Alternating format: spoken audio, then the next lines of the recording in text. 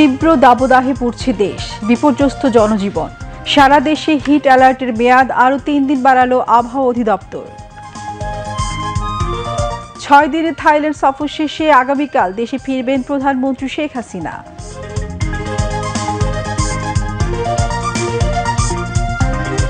বঙ্গবন্ধু শেখ মুজিবুর রহমানের পুত্র শহীদ শেখ জামালের জন্মদিন আজ। বনানী কবরস্থানে আওয়ামী লীগ সহ বিভিন্ন সংগঠনের শ্রদ্ধা নিবেদন। কালো চশমা পরা বিএনপি নেতারা দেশের উন্নয়ন দেখতে পায় না। বাংলাদেশকে নিয়ে পাকিস্তানের প্রধানমন্ত্রী বক্তব্যে বিএনপির লজ্জা পাওয়া উচিত, বললেন ওবায়দুল কাদের। কম্বোডিয়ার সামরিক ঘাঁটিতে বিস্ফোরণ, 20 সেনা সদস্য নিহত, শোকাহত প্রধানমন্ত্রী হুন মানেত। এবং সিলেটে 5 ম্যাচ সিরিজের প্রথম টি-20 ম্যাচে বিকেলে ভারতের মুখোমুখি হচ্ছে বাংলাদেশ নারী ক্রিকেট দল। আসসালামু আলাইকুম, আমন্ত্রণ দুপুর 2টার সংবাদে। সাথে আছি আমি নীলুফার জাহান। এতক্ষণ সংবাদ শিরোনাম শুনলেন, এবারে বিস্তারিত।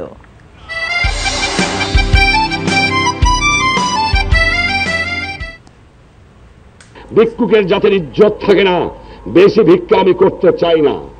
সেই জন্য তোমাদের দ্বিতীয় কাজ হবে প্রোডাকশন বাড়াও।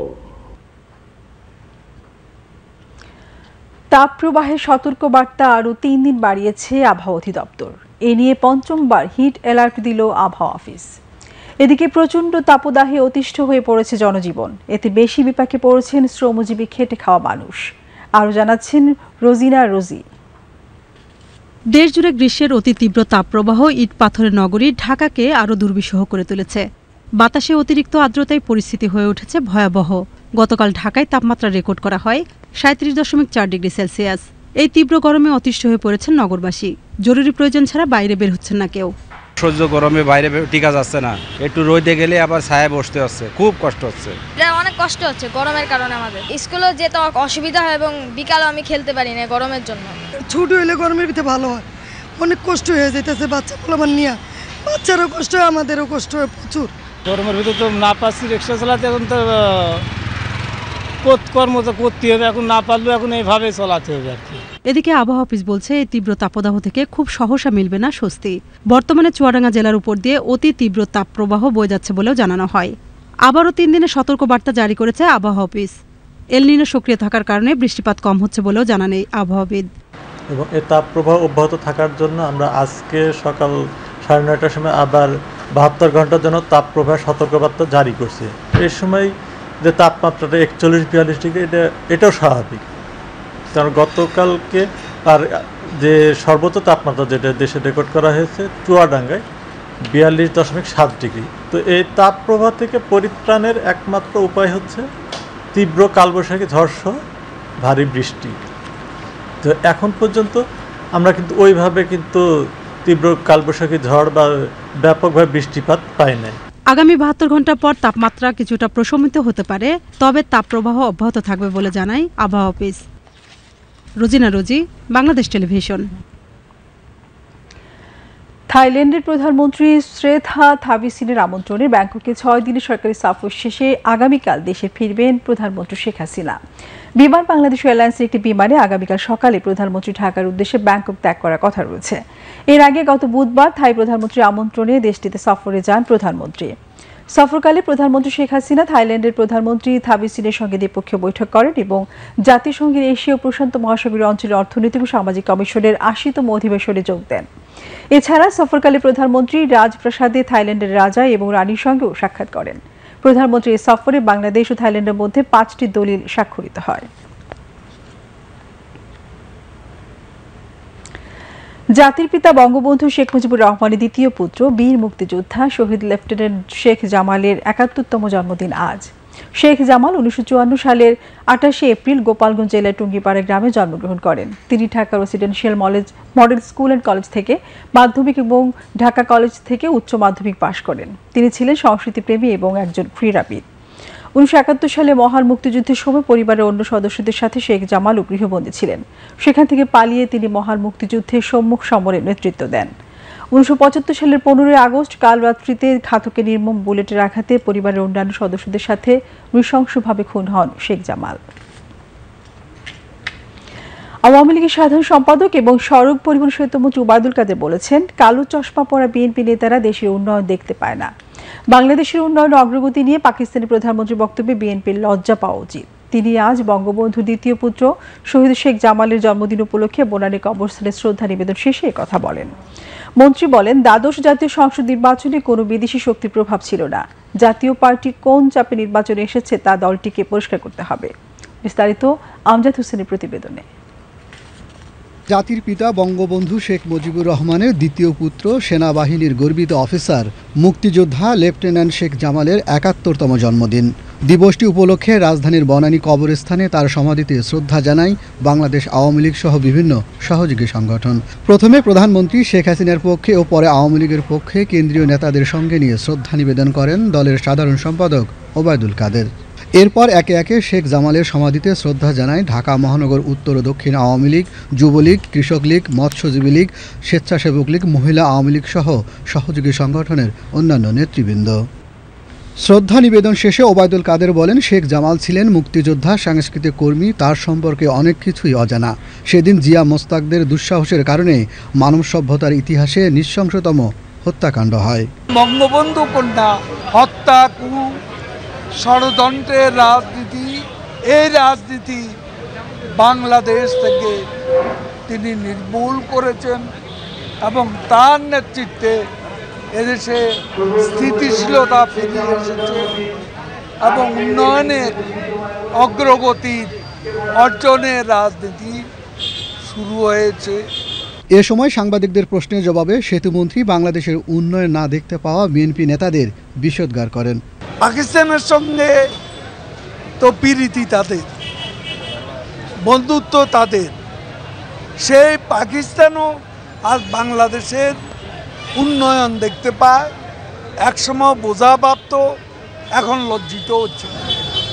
এতে রিজভিদেরই লজ্জা পাওয়া উচিত, কারণ তারা বাংলাদেশের উন্নয়ন দেখতে পায় না, কালো চশমা পরে।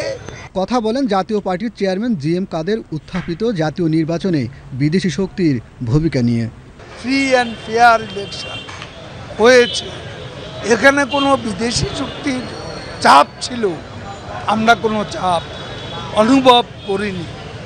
তিনি কোন কারণে, কার চাপে ইলেকশনে এসেছেন সেটা তাকেই পরিষ্কার করে বলতে। পরে শহীদ শেখ জামালের জন্মদিন উপলক্ষে তার রুহের মাগফিরাত কামনায় বনানী কবরস্থানের মসজিদে বিশেষ দোয়া ও মোনাজাত করা হয়। আমজাদ হোসেন, বাংলাদেশ টেলিভিশন, ঢাকা। অর্থনীতিতে বেসরকারি মূলধনের প্রবাহ বাড়াতে আর্থিক অবকাঠামো উন্নয়নে অর্থায়ন করতে চায় ইসলামী উন্নয়ন ব্যাংক আইএসডিবি। ব্যাংকের চেয়ারম্যান মোহাম্মদ আল জাসির বলেন, আন্তর্জাতিক ব্যাংকগুলোর উদ্যোগই হল বিশ্বজুড়ে বেসরকারি বিনিয়োগকারীদের উৎসাহিত করা। টেকসই উন্নয়নের জন্য ইসলামী অর্থায়নকে গুরুত্ব দিতে চায় ব্যাংকটি। সৌদি আরবে চলমান ইসলামী উন্নয়ন ব্যাংকের বার্ষিক সম্মেলনে তিনি একথা বলেন। সেখানে রয়েছেন আমাদের সহকর্মী ইকবাল ফরহাদ। তিনি জানাচ্ছেন সম্মেলনের দ্বিতীয় দিনের খবরাখবর। 1974 সালে এই রিয়াদ থেকেই আনুষ্ঠানিকভাবে যাত্রা শুরু হয়েছিল ইসলামী উন্নয়ন ব্যাংক আইএসডিবির। সৌদি আরবের এই রাজধানীতেই প্রতিষ্ঠার 50 বছরের উদযাপনে মেতেছে ব্যাংকটি। ইসলামী সহযোগিতা সংস্থা ওআইসির সদস্য 57টি দেশগুলোর সরকারের পদস্থ ব্যক্তিরা এই সম্মেলনে অংশ নিচ্ছেন। একই সঙ্গে সরকারের পাশাপাশি বিভিন্ন বেসরকারি সংস্থা এবং ব্যবসায়ীরাও এই সম্মেলনে অংশ নিচ্ছেন এবং এই 50 বছরের পথ চলায় ব্যাংকটি দুনিয়ার সেরা ব্যাংকগুলোর তালিকায় স্থান করে নিয়েছে। ইসলামী দেশগুলোর আর্থসামাজিক উন্নয়নের এই ব্যাংকগুলি মূলত ভূমিকা পালন করলেও একই সঙ্গে এই ব্যাংকটি দুনিয়া জুড়ে থাকা ইসলামী সমাজের নানা উন্নয়নে কাজ করে চলেছে। এই ব্যাংকটি যেমন কাজ করছে দক্ষতা উন্নয়নে, বিনিয়োগে, অবকাঠামো উন্নয়নে এবং এমনকি ইসলামী ব্যাংকিংয়ের গবেষণাতেও এই ব্যাংকটি ভূমিকা রেখে চলেছে। এই প্রতিষ্ঠার এইবারের যে আয়োজন, এই আয়োজনটিকে ব্যাংকের পক্ষ থেকে বলা হচ্ছে যে এটা একটি ঐতিহাসিক আয়োজন, কেননা এই আয়োজনেই ব্যাংকের পথ চলার মূল্যায়ন করা হবে এবং আগামী দিনে কীভাবে ব্যাংকটি পথ চলতে পারে সেই বিষয়ে নতুন নতুন রূপরেখা নির্ধারিত হবে। বিপুল পরিমাণের অর্থায়নের পাশাপাশি এবং বড় বড় প্রকল্প গ্রহণের মাধ্যমে এই ব্যাংকের এই সম্মেলনটি একটি মাইলফলক হয়ে থাকবে বলে আশা করা হচ্ছে। এই ব্যাংকটি প্রতিষ্ঠার পর থেকে এখন পর্যন্ত প্রায় 1,80,000 বিলিয়ন ডলারের বেশি অর্থায়ন করেছে বিভিন্ন প্রকল্পে, এবং এই ব্যাংকটি কোটি কোটি মানুষের জীবনে ইতিবাচক পরিবর্তন এনেছে, যার ফলে এই ব্যাংকটিকে ঘিরে প্রত্যাশা বাড়ছেই। এবারে আন্তর্জাতিক সংবাদ।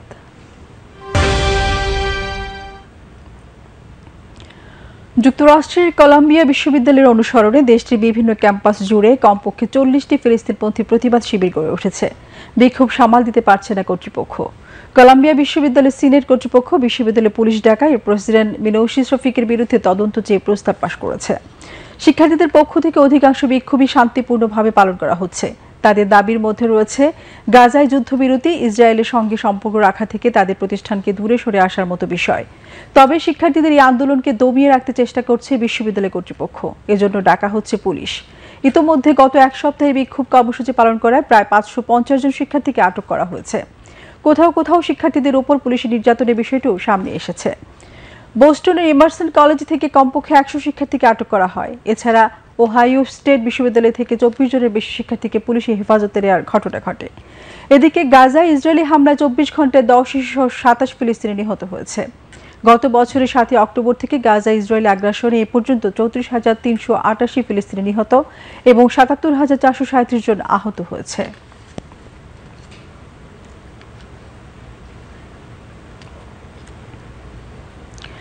কম্বোডিয়ার একটি সামরিক ঘাঁটির অস্ত্রাগারে বিস্ফোরণে 20 জন সেনা নিহত হয়েছেন। দেশটির প্রধানমন্ত্রী হুন মানেট এ তথ্য জানিয়েছেন। সেনা ঘাঁটিটি দেশটির পশ্চিমাঞ্চলের ক্যাম্পং স্পিউ প্রদেশে অবস্থিত। আহত সেনাদের হাসপাতালে ভর্তি করা হয়েছে। ঠিক কী কারণে বিস্ফোরণ ঘটেছে তাৎক্ষণিকভাবে তা জানা যায়নি। কম্বোডিয়ার প্রধানমন্ত্রী বলেছেন, বিস্ফোরণে হতাহতের ঘটনায় তিনি গভীরভাবে মর্মাহত। চীনের দক্ষিণাঞ্চলীয় শহর গুয়াংজৌতে টর্নেডোর তাণ্ডবে 5 জন নিহত ও 33 জন আহত হয়েছে। দেশটির রাষ্ট্রীয় বার্তা সংস্থা সিনহুয়া এই খবর জানিয়েছে। টর্নেডোটি শনিবার স্থানীয় সময় বিকেলে গুয়াংজৌর বেইয়ান এলাকায় আঘাত হানে। এর তাণ্ডবে 141টি কারখানা ভবন ক্ষতিগ্রস্ত হয়, তবে কোনো আবাসিক ভবন ক্ষতিগ্রস্ত হয়নি। নগরীর জরুরি বিভাগের উদ্ধারকর্মীদের ঘটনাস্থলে পাঠানো হয়েছে। ইতোমধ্যে তল্লাশি ও উদ্ধার অভিযান শেষ হয়েছে।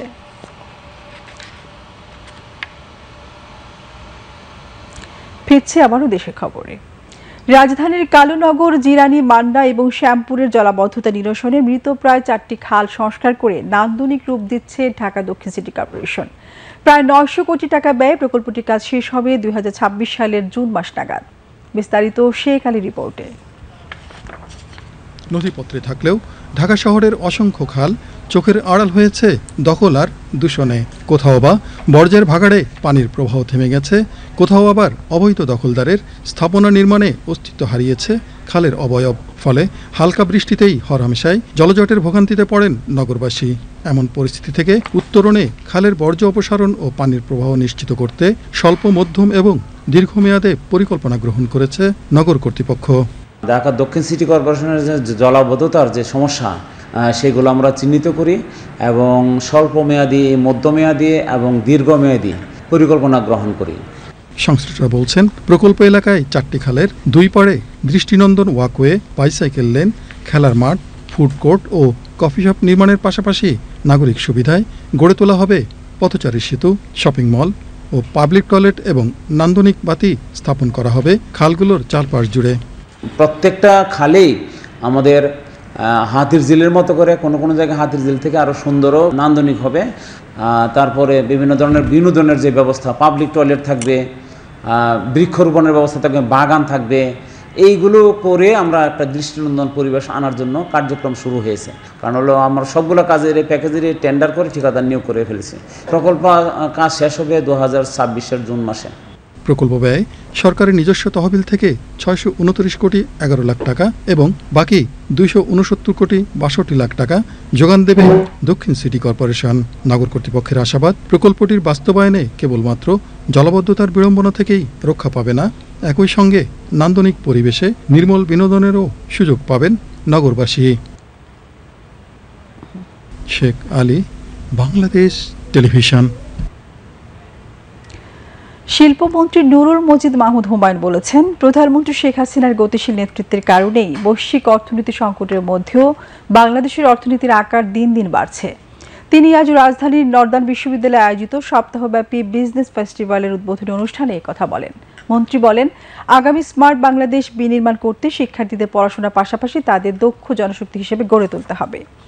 নর্দার্ন বিশ্ববিদ্যালয় ও বাংলাদেশের vice chancellor professor doctor Anwar হোসেনের সভাপতিত্বে সংসদ সদস্য খসরু চৌধুরী, তথ্য প্রযুক্তি বিভাগের সচিব মোহাম্মদ শামসুল আরেফিন অন্যান্যের মধ্যে এই সময় উপস্থিত ছিলেন।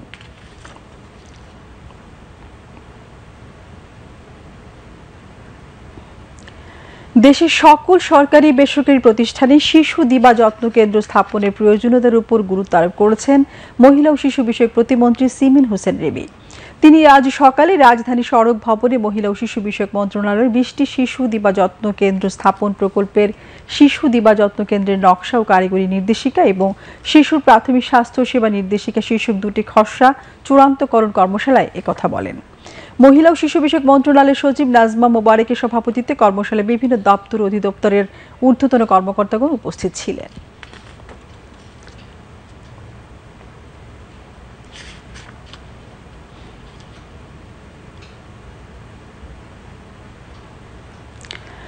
দেশের ৮টি জেলার ১৯টি ইউনিয়ন পরিষদে নির্বাচন অনুষ্ঠিত হচ্ছে আজ। সকাল ৮টায় ভোট গ্রহণ শুরু হয়, চলবে বিকেল ৪টা পর্যন্ত। এদিকে উপজেলা গঠিত হওয়ার পর কক্সবাজার জেলার ঈদগাঁও উপজেলায় প্রথমবারের মতো ইউনিয়ন পরিষদের নির্বাচন অনুষ্ঠিত হচ্ছে আজ। উৎসবমুখর এই নির্বাচনে ভোটারদের উপচে পড়া ভিড় করা গেছে। সেখানকার সার্বিক পরিস্থিতি জানাচ্ছেন সহকর্মী জাহেদ সরওয়ার সোহেল। প্রথমেই যে কথাটি বলে রাখি যে এটি কোনো সমাবেশের দৃশ্য নয়, এটি ভোট কেন্দ্রে ভোটারের উপস্থিতি। প্রথমবারের মতো কক্সবাজারের ঈদগাঁও উপজেলা গঠিত হওয়ার পর ইউপি নির্বাচন 5টি ইউনিয়ন পরিষদের। এই ইউনিয়ন পরিষদের নির্বাচনে ভোটার যে সংখ্যা, সেই ভোটারের সংখ্যা ৮৮,৭৫৪ জন এবং আমরা যেটা জানি যে 5টি ইউনিয়নে 47টি কেন্দ্র রয়েছে।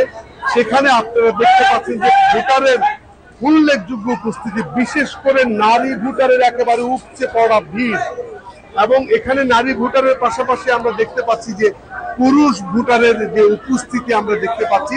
আমরা ঈদগাঁও ইউনিয়নের ইসলামাবাদের একটি কেন্দ্রে আছি, যেটিকে খুদাইবাড়ি ওয়াহেদের পাড়া স্কুল বলা হয়। আর সেখানে এবং সেখানকার পরিস্থিতি এটি, যতই বেলা বাড়ছে ততই আমরা দেখতে পাচ্ছি যে ভোটারের উপস্থিতি বাড়ছে।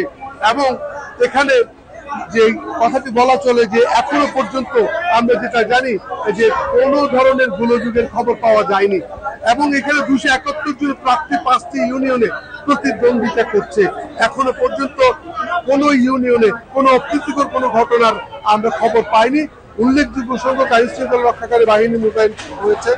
অন্যদিকে যে স্ট্রাইকিং ফোর্স এবং ম্যাজিস্ট্রেটরা এখানে কাজ করছে। তো আমরা বলতে পারি যে অবাধ, সুষ্ঠু, নিরপেক্ষ নির্বাচন যেটিকে বলা হয় এই ভোটারের উপস্থিতি তা প্রমাণ করছে। ঈদগাঁও থেকে এই ছিল আর সবশেষ পরিস্থিতি।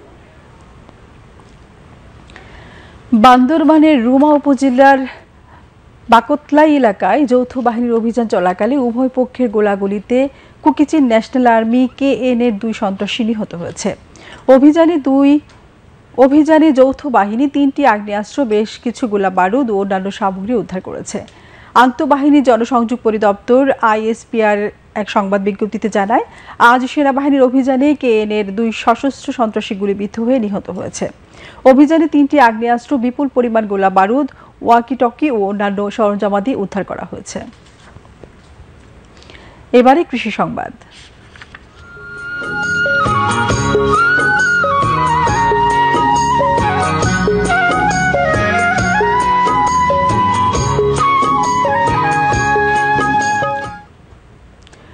ডিজিটাল প্রযুক্তি ব্যবহার করে স্মার্ট এখন দেশের অনেক কৃষক। চাষাবাদে জমিতে সার প্রয়োগে তারা ব্যবহার করছেন খামারি অ্যাপস।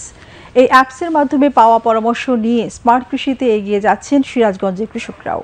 ফলে সাশ্রয় হচ্ছে অর্থ, বৃদ্ধি পাচ্ছে ফসলের উৎপাদন। সিরাজগঞ্জ জেলা প্রতিনিধি জয়নাল আবেদিন জয়ের পাঠানো তথ্যচিত্রে রিপোর্ট আরিফিন মাসুদের। কিছুদিন আগেও সিরাজগঞ্জের উল্লাপাড়ার কৃষকরা জমিতে চাষাবাদ করত পুরনো ধ্যান ধারণা অনুযায়ী। ইচ্ছে মতো যখন তখন জমিতে ব্যবহার করত রাসায়নিক সার। এতে বৃদ্ধি পেত ফসলের উৎপাদন ব্যয়, যে কারণে চাষাবাদে লাভের মুখ দেখছিলেন না তারা। আর এখন এ অঞ্চলের কৃষকরা শুরু করেছেন মুঠোফোনে খামারি অ্যাপসের ব্যবহার। এতে জমিতে দাঁড়িয়ে কৃষক অ্যাপসে ঢুকে যে কোনো সময় লাভজনক ফসল চাষাবাদ ও সার প্রয়োগের পরামর্শ পাচ্ছেন। ফলে জমিতে কম সার ব্যবহারের পাশাপাশি বৃদ্ধি পাচ্ছে ফসলের উৎপাদন। আগে আমি আমার মতো করে সার ব্যবহার করছি, কিন্তু এবছরে কৃষক অফিসার সাররা এসে মানে মোবাইলে খামারি অ্যাপ দিয়া আমাকে মানে দেখাই দিয়েছে, শিখাইছে। আমি এখন আমার জমিতে যা ওই খামারি অ্যাপে টিপ দিলে ফেরে ওই জমিতে কী কী সার প্রয়োজন ওই মোবাইল উঠে আসে। অ্যাপ থেকে সার দিয়ে আমার জমিতে সার খুব কম লাগে এবং ধান ভালো হয়। এই অ্যাপস ব্যবহারে পরামর্শের পাশাপাশি কৃষকদের প্রশিক্ষণও দিচ্ছে স্থানীয় কৃষি বিভাগ। জিনিসটা প্রথমত নতুন এবং তারা জমিতে দাঁড়িয়ে তাদের লোকেশনটা দেখতে পাচ্ছে, তাদের জমির কি ধরন আছে এবং উর্বরতার মানটা কতটুকু আছে সেটা জানতে পারছে এবং কৃষকদের মধ্যে প্রচুর আগ্রহ আমরা দেখতে পাচ্ছি। যেমন আমনে যারা ব্যবহার করছে, বড়তে তারা ব্যাপক হারে ব্যবহার করতেছে, দেখা গেছে ফলনে একটা বিস্তর পার্থক্য দেখা যায়। কৃষি গবেষণা কাউন্সিলের এই খামারি অ্যাপস ব্যবহার করে জমির ধরন বুঝে কৃষক আবাদ করতে পারছেন লাভজনক ফসল। পাশাপাশি পরিমিত সার ব্যবহার মাটির উর্বরতা শক্তিকে রাখবে সুরক্ষিত এবং বজায় থাকবে পরিবেশের ভারসাম্য। আরেফিন মাসুদ, বাংলাদেশ টেলিভিশন। এবারে খেলার খবর। সিলেটে 5 ম্যাচ সিরিজের প্রথম টি-20তে বিকেলে ভারতীয় নারী ক্রিকেট দলের মুখোমুখি হবে বাংলাদেশ। সিলেট আন্তর্জাতিক ক্রিকেট স্টেডিয়ামে ম্যাচটি শুরু হবে বিকাল 4টায়। গেল বছর বাংলাদেশ সফরে 3 ম্যাচে টি-20 সিরিজ 2-1 ব্যবধানে জিতেছিল ভারতীয় নারীরা। আহমেদাবাদে আইপিএলে দিনের প্রথম ম্যাচে বিকালে গুজরাট টাইটান্সের মুখোমুখি হবে রয়্যাল চ্যালেঞ্জার্স বেঙ্গালুরু। ম্যাচটি শুরু হবে বাংলাদেশ সময় বিকাল 4টায়। চেন্নাই রাত 8টায় চেন্নাই সুপার কিংসের মুখোমুখি হবে সানরাইজার্স হায়দরাবাদ। দুপুরে সংবাদ শেষ করার আগে শিরোনামগুলো আরেকবার। তীব্র দাবদাহে পড়ছে দেশ, বিপর্যস্ত জনজীবন। সারা দেশে হিট অ্যালার্টের মেয়াদ আরও 3 দিন বাড়ালো আবহাওয়া অধিদপ্তর। 6 দিনে থাইল্যান্ড সফর শেষে আগামীকাল দেশে ফিরবেন প্রধানমন্ত্রী শেখ হাসিনা।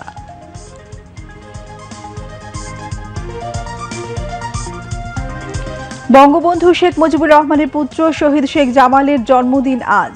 বনানী কবরস্থানে আওয়ামী লীগ সহ বিভিন্ন সংগঠনের শ্রদ্ধা নিবেদন।